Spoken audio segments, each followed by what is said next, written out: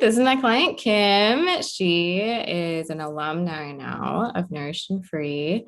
And she's so awesome for taking time to talk with me today about her experience. And I just want to sit here and basically celebrate her and her journey because it's been quite the journey and not what you expected exactly, right? Not even close to what I expected, which is But probably a good thing. yeah, absolutely. And yeah, I think let's dive in because we've got a lot to unpack with you. So why don't you start off, Kim, with just sharing like, man, where you were at before and kind of the reason that you were looking for help and looking for support. Well, I think I was like so frustrated because I've tried so many different programs, but they're all diets. And I was, wanted to be active and had gained weight back, as you do, a bazillion times. And I was just at the point where I was so frustrated, like I could not eat for 8 hours and not be hungry and not lose weight. Mhm. And so I was just to the point where I didn't know what else to do. Yeah. I tried too many things. Yeah. Yeah. So do you feel like what was your relationship with food like? I mean, you'd go a while without eating and you didn't have the hunger cues. Right. Did you struggle with binge eating or emotional eating or anything like that? Yes. I would overeat like when something was really tasty. It's like, I can't stop eating this. This is so good. I mean, like, and I'd be so full. Like not to the point of sickness, which is good, but obviously way too much to be comfortable. Like I was really full. And if something happened and I was, feeling down, like I would always reach for food as a soother, instead of one thing I did learn is to sit and reflect. And that is so hard for me, but it is helpful and has led to me being able to do that in other areas of my life as well. So it's a good thing. Yeah. Yeah, that's amazing. Because that is, I mean, a lot of what we do inside of Nourish and Free is the introspective awareness of what's going on. What are the feelings that are stirred up in us right now? And how can we handle those without food? And I remember you saying how difficult that was for you all the like any journaling that we had, or just again, that interoceptive awareness was like, I don't want to Yes. do this. It's still not my best, but at least I have some skills now. Yeah. Yeah. It does help. Like I don't reach to food when I'm upset about something. It's like, okay, let's look at this from, someone else's perspective, or let's really think about what actually happened. Is this the end of the world? Do I really need to eat something like, do I really need food to help me through this? And no. Yeah. And I thought that like there is bad foods, good foods, like which was, it's like, I can't have that in my house because I will eat the whole bag of chips. And it's like, well, we got over that one. It's like, I can have a bag of chips in my house and eat a handful and be done. Yeah. Which is so freeing, like not to focus on specific foods, but Yeah. you I feel remember, I think you had a post in our Facebook group that was, it was funny. It was like, I made peace with chips with a capital P. That confidence of like, this food does not have control over me anymore. right. Yep. Awesome. There was another food that was really cool to see you make peace with. Do you remember the food that we had talked about a few times? Well, it has to be either like pasta or polenta. or something like that. Or, I mean, there's a few out there. Yeah. There was a dessert that you were like, this without a Oh, shadow of oh doubt, yeah. I will not be able to make peace with. Yeah. Lemon bars. And I'm like, so I went to the store and I bought two different lemon bars. And it's like one was totally disgusting, like so disgusting. And typically, like I would have like ate it anyhow because it's a lemon bar. So your brain thinks that, oh, it's going to be good regardless. It's Mhm. it was disgusting. Another one was good, but it was like, you know what? 3 bites into it, I'm done. Like it's nice, but Mhm. it's like there's nothing really excellent about it. Yeah. Yeah. Oh, So yeah. cool. And what was your experience like before with eating lemon bars? Oh, like I would definitely have eaten the whole thing or, would have bought more than one at the store or, for myself. Like Mhm. it's like, like I would even make them because I knew I would eat way too many of them. And Mhm. so I restricted myself, which made it all the more appealing in my Right. brain. Yeah. So Yeah. How would you feel typically after those times when you had the whole bar or you had multiple bars? like almost depressed, like, because I wasn't in control. I felt like crap because it was all this sugar pumping through my body. That sugar isn't bad, like it has its place, but not at that quantity. It Mhm. doesn't make me feel good. Yeah. Um, and so it's like, ugh,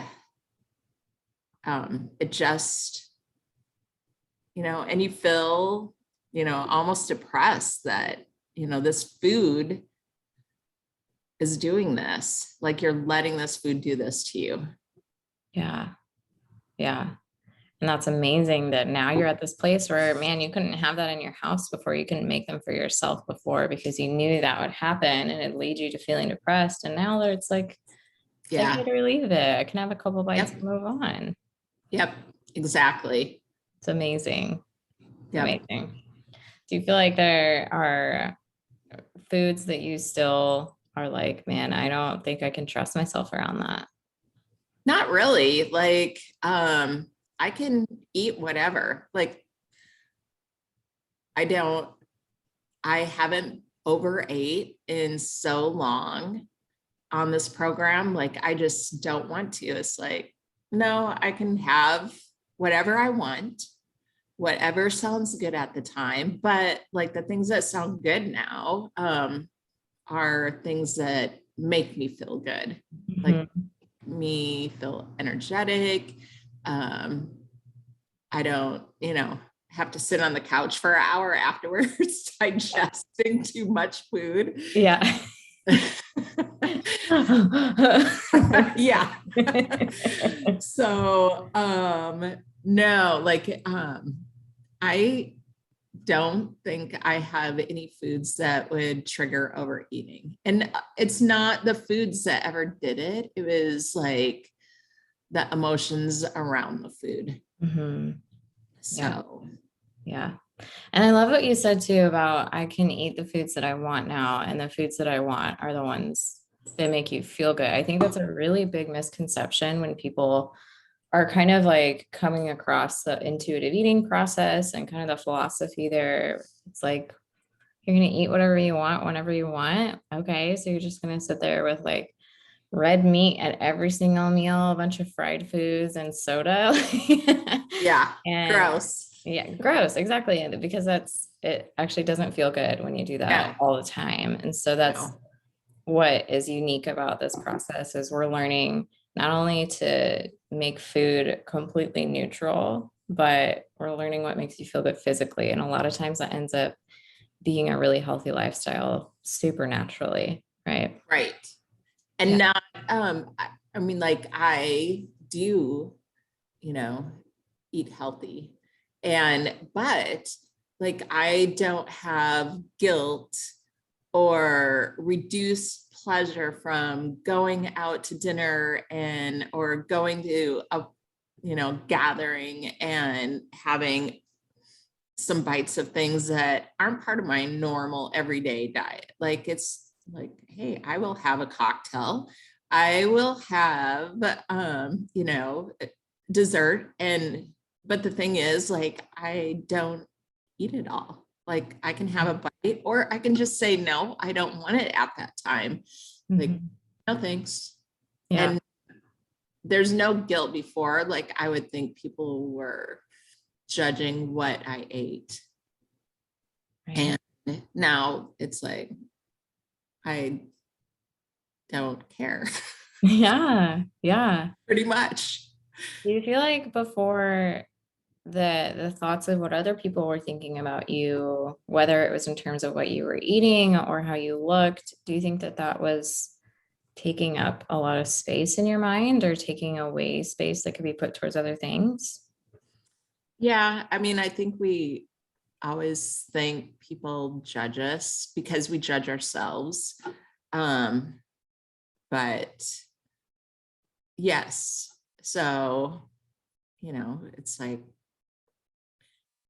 I mean, this summer, like I went to a pool party with swimsuit on, and it's like, I'm not going to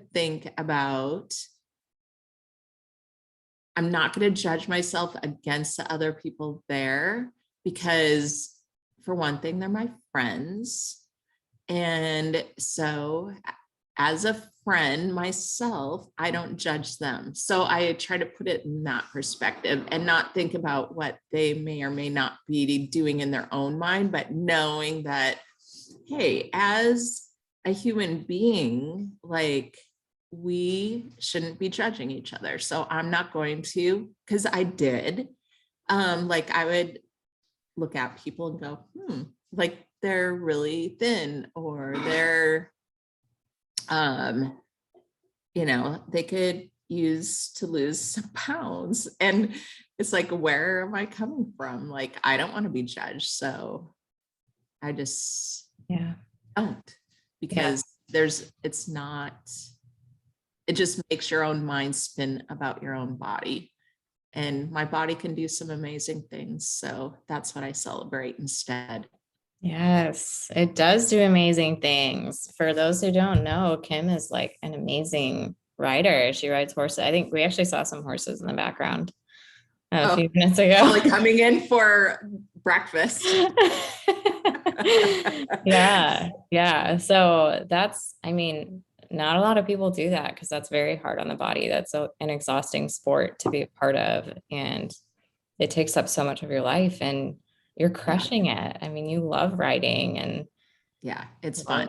A lot of women, I think, especially in those older years, not that you're older, but like just people feel like around your age that they're like, I can't do those things anymore. I'm not 20 anymore. And so then they don't do those things. And you're just like, forget it. I'm going to do what I want. Oh yeah, for sure. I love it. Yeah. Yep. Something that you mentioned early on was that you could go, 8 hours without eating and you wouldn't really feel hungry. Do you feel like, and just some backstory, like that's really common when we have a history of dieting where you're so used to restricting that your body, for lack of a better word, just stops to trust you. And so it doesn't express those signals anymore. And that's really common with people that are coming into Nourish and Free with a history of dieting. Do you feel like that? Because I know with you, we're really working on consistency again with nutrition. Is there any difference in your hunger and fullness cues since before you started? Yeah, for sure. Like, because I had been on such restricted diets before, it's too many to even name, but they're all bad. Because they never stayed, like it never stuck. But yes, like I wake up and I'm hungry within 30 minutes it takes me to get ready for work. And I eat breakfast every single morning. Mhm. I am hungry, like, I have at least one snack a day, lunch and dinner. And if I'm hungry, like I will eat another snack. Um, and it's something small, like it's nothing huge. Like people will probably think, oh my God, that's so much food. Like that's what I would thought when you told me add more food into your day. And it's like, Yeah. I can't, like I'm hungry. Yeah. But now I'm hungry. Like I get hungry, which means my metabolism is starting to finally, after years, kick in. Mhm. And so, I mean, it's fuel for me to do the things I want to do. And so, yeah, like I never ate during a horse ride or a horse race. And like 2 weekends ago, I had a race and I ate on the first 15-mile loop. Like I was like scarfing down my breakfast bar. And it's like, oh my goodness, I'm so hungry. Yeah. And so yeah, Yeah. I eat. Yeah.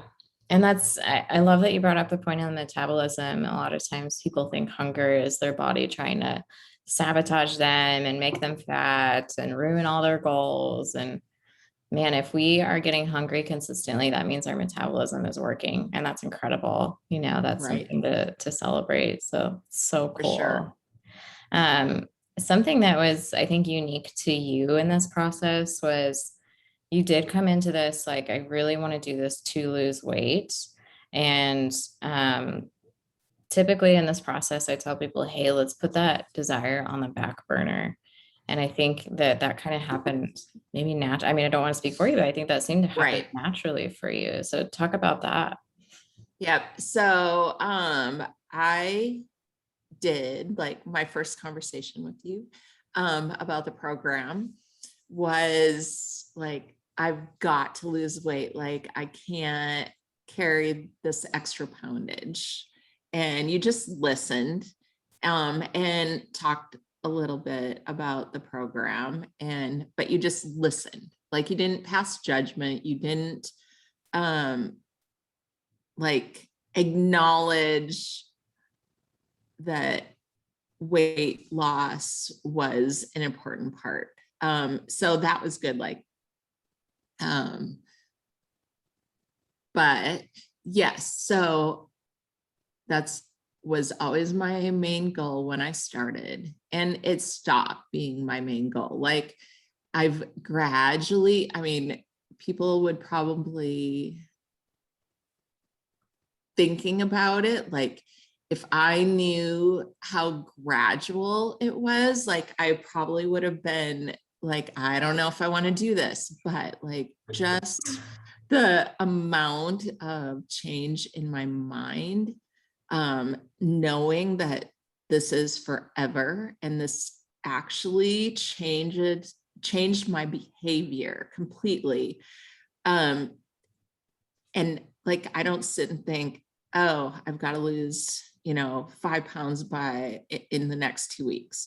Mm. I'm like, okay, like I'm gradually, my body is finally back to where it should be as far as my metabolism is working. I'm getting hungry, I'm eating consistently, and I'm losing weight very slowly, but losing weight. And but it's not even a focus. Like I haven't stepped on a scale in probably, I don't know, like 2 months. Mm-hmm. Yeah. I don't even feel the need to step on a scale. Um, I was just testing a theory. Yeah. Yeah. And it's like, no, like just consistently do this. And it's like, okay, I eat more, I don't gain. Oops. We lost her. What happened there?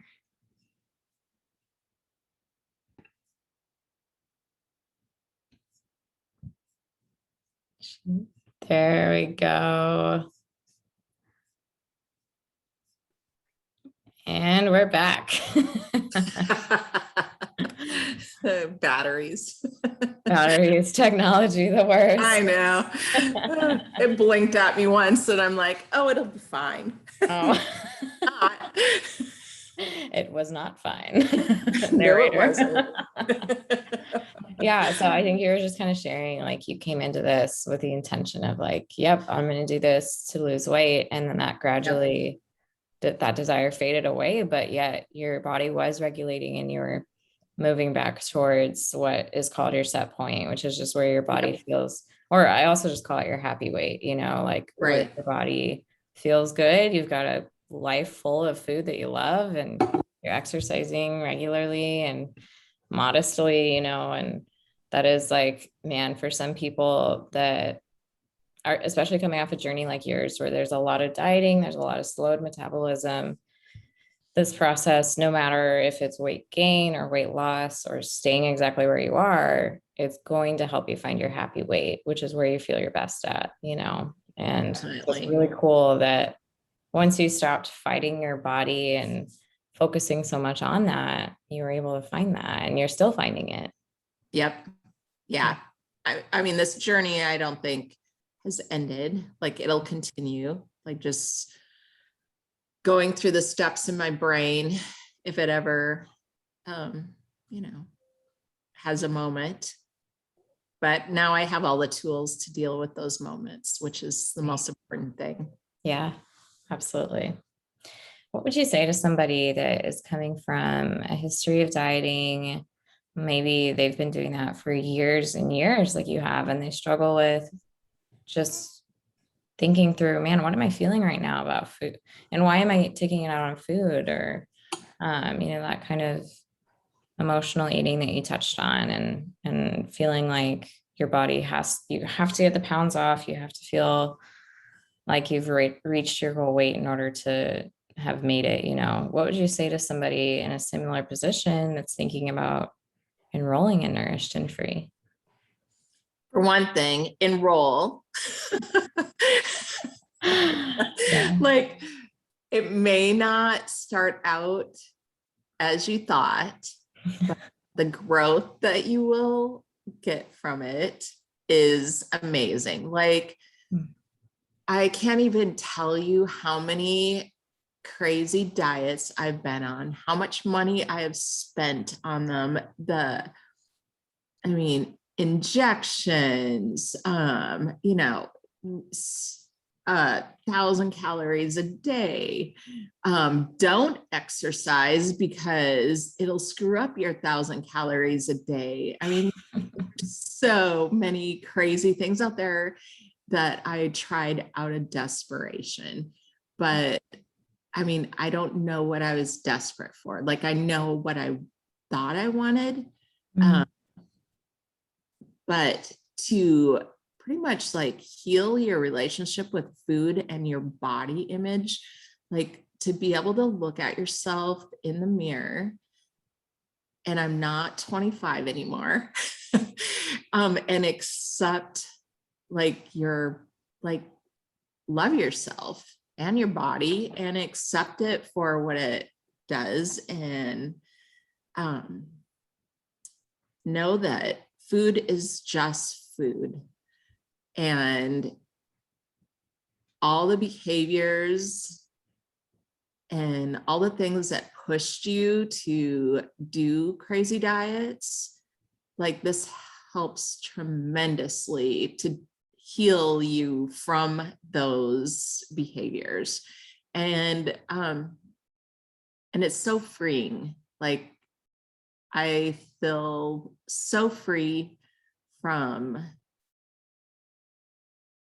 like, I don't ever want to do a diet again. Like it's like I don't have diet things on my social media feeds. If I see them, it's like, no, like there's something wrong with those. So yeah, like take that first step because it is totally worth it. And your body finds, like Michelle said, like it finds its set point. Once you work through the issues with food and your body image and acceptance, like your body responds. And it's not overnight, but it responds. But then 6 months from now, it'll still be responding, which 6 months after you finish a diet, typically, within a year, you start gaining all of that weight back plus more. Mhm. It's hard on your body. So save yourself a lifetime of diet cycles. Yeah. And it's so destructive. I think it's destructive. Mhm. It's self-esteem, it's in body image and to your mind, and definitely to your body itself. Yeah. So, Yeah. That's so powerful. And it's so true. I hear that all the time. People that are on keto or Weight Watchers or Noom or Optane, whatever it is that they decide to yeah. do within 6 months, they're not doing it and they've probably gained the weight back plus more, you know? Yeah. So I love that. This is a lifelong thing. It's a process that you carry with you no matter what your Right. life looks like. So I love Yeah. that. I love it. Well, Kim, you're such an inspiration. You're so awesome. I appreciate you trusting me in this journey and being a great student. You showed up, you did the work, you reached out for help when you needed it, and it shows. You know, you have an amazing transformation. And I feel like even the way you talk about yourself is so different now. And that's so rewarding for me to see. And that's all you. You did this. You were the one that put in the work. Yeah, but you talked me through it. It was appreciated. I push gosh. Well, thank you so much for your time today, Kim. I know you're a busy woman and you've got some hungry mouths to feed. I Thank you for do. your time. I appreciate Thanks, you. Michelle. You're You awesome. too. Have a good week. You too. Bye. Bye.